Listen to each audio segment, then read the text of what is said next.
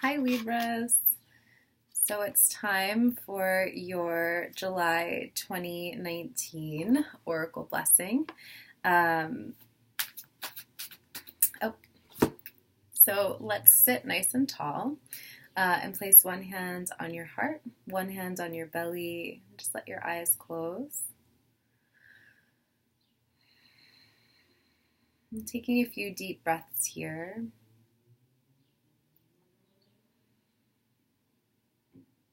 Just tapping in with your energy, with how you're feeling today.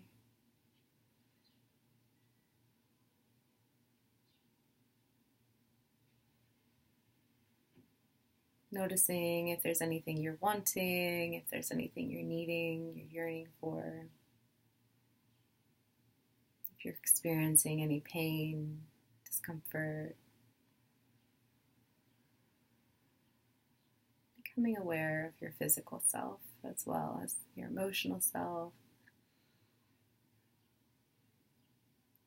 And then lift your energy, your awareness up above the crown of your head, connecting to your higher self. And then I ask you to give your higher self permission to connect with my higher self. And for the next so many minutes, we will remain connected. And as we're connected, let's also connect with our spirit guides, our well ancestors, our archangels, Reiki masters, the universe, anyone you'd like to call in who's in the light. Calling in these people for these energies, for support as we ask for advice to bring you into alignment for the month of July, to bring you on path toward your highest good, toward the highest good, so that you can get the most out of your summer, so you can get the most out of your time here in Earth School. May our time together lead you to more peace, more joy, more happiness. And when we are done with this session, our energy will no longer be connected, just during this duration. Good. Okay.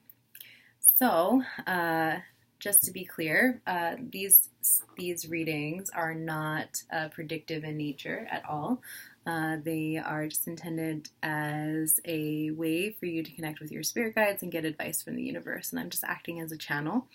When we're done with the session, our energy will no longer be connected. And when I say that we're connected, I mean in our higher selves in a universal way, more like through Reiki. I am not exchanging any of my energy with you, and I am not taking any of your energy. Okay, just to be completely clear. All right. So, Libra. My grandmother was a Libra. She was a card reading psychic. She's my absolute favorite. I love Libra so much. My ex-partner was Libra rising. My best friend growing up was Libra rising. I've lived with a few Libras over the years. I've had a few best friends that were Libras. So much fun. Such a fun, beautiful energy. I love Libras.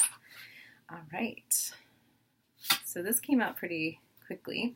So this reading is for Libra, Sun, Moon, Rising, and Venus, just to be clear before we get started. So from my Ethereal Visions Tarot deck, I have picked the Page of Cups for you. I've been pulling this a lot. So the Page of Cups is an offering. I'm actually going to read from the little book just because the pages always throw me off a little bit. Confidence, happiness, contentment, and insight. So this is an offering to, there's a fish in the cup, which I find a little interesting. Right? It's an offering from Spirit to be confident, to really know your worth, to feel into it. And maybe maybe there will be a few other people along the way that will also support this, right? Let's see if there's anything else I want to add to this. Just apparently Libra energy is trying to put me on my spot. Good news, happiness, contentment. Yeah, okay. Yeah, so it's just, this is just a good omen of happiness and to feel content and to feel good about yourself. All right, so let's see what it's just like so simple. You know, I want to complicate it a little bit. All right, awesome. From the chakra deck, you have growth.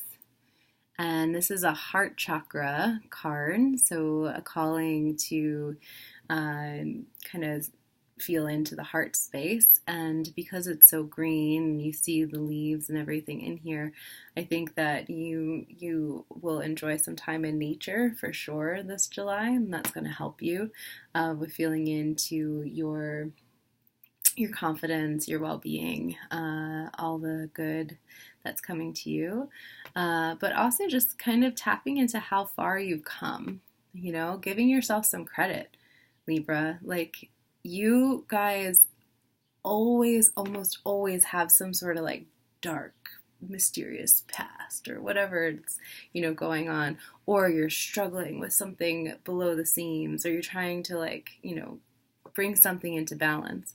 A lot of Libras struggle with some sort of, I don't want to say addiction, but, you know, indulgence. So I think maybe giving yourself credit for how far you've come on that path, and, you know, maybe you're still indulging here and there. And I'm not saying to, like, give yourself a free pass, but don't be so hard on yourself. When you're really hard on yourself, you're more likely to kind of fly off the handle and go even deeper into that plummeting despair where you really let yourself go. So Libra, I think just really give yourself some credit for how much process, or how much you have grown in your process, on your path, on your journey, but also looking at how much more growth there is to do, and being honest with yourself and seeing what you can do about it, but having some confidence as you move in this direction. Okay, let's see what else we have here. So from the Sacred Rebels deck, so all of these decks, with the exception of the Sacred Rebels, were gifts, and the Sacred Rebels wasn't a gift, but it popped off the shelf at Namaste Books a year or two ago in Manhattan, and I don't normally spend money on many things. So when it popped off, I was just like, well, I guess I'm about to spend $40 on an Oracle deck, and it's one of my favorite decks in the entire world. It's just so beautiful. I love Alana Fairchild's advice and her cards. Ooh, the Sacred Fool.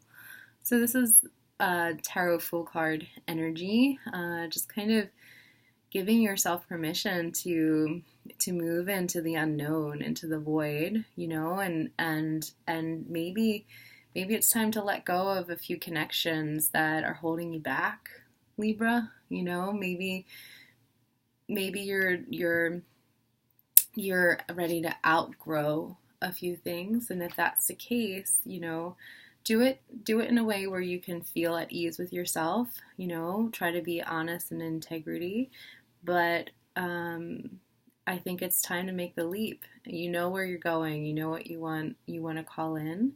Don't do anything so drastic that it might put you back on your path, where you might go into bad habits.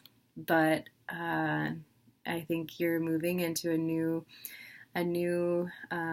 stage in your journey, and you should have a lot of confidence as you do this, and you're ready to let go of the people that are holding you back and that are holding you into that old energy, especially if it has to do with some of your darker past or your darker undercurrents. No judgments at all. Seriously. There's a reason why Libras are the most attractive in the deck. They're ruled by Venus. And, you know, that kind of free living kind of situation that you guys going on, it's what makes us love you so much, you know? But you having balance and allowing yourself to safely outgrow things is a big part of your journey, because there is a part of you that feels the need to punish yourself because you want that justice, but understanding that you're in your situation for lots of different reasons, and you don't know what justice actually is. So let the universe guide you, and you just participate as the sacred fool. You don't need to know what's coming. You just need to follow your heart and be confident, because you've come so far, and you're just going to keep going as long as you're not hard on yourself. Ooh. All right. All right. And you have Morgan Le Fay, and her message from the Goddess deck is rhythms. So I really think that this is a great message of just kind of like, you know, sometimes you're moving in this direction and sometimes you're moving in that direction. And just because sometimes you are more pleasure seeking and other times you're more creative and career seeking doesn't mean that you're bad when you're doing one or the other. Just see if you can, and just know that sometimes you're here and sometimes you're here, and allowing that Libra energy to bring balance to the two, right? Rather than judging one or needing to punish yourself for one, right? But let me see if she has any other messages for you, Libras. Your reading is significantly shorter than everyone else's.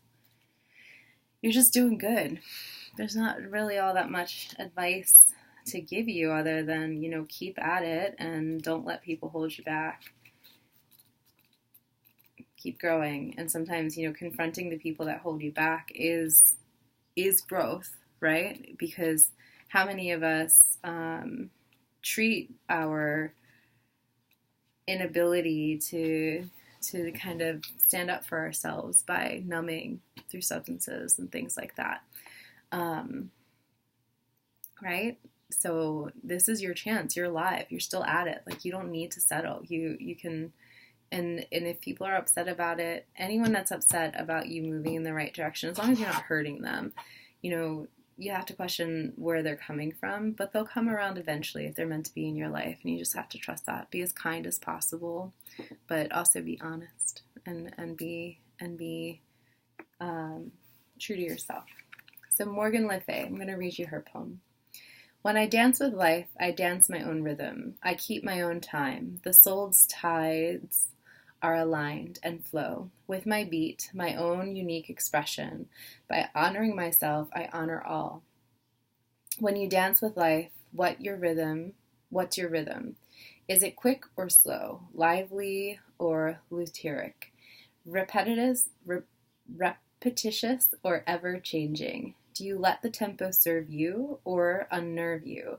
Soothe you or seethe you? Mettle you or unsettle you? Do you know?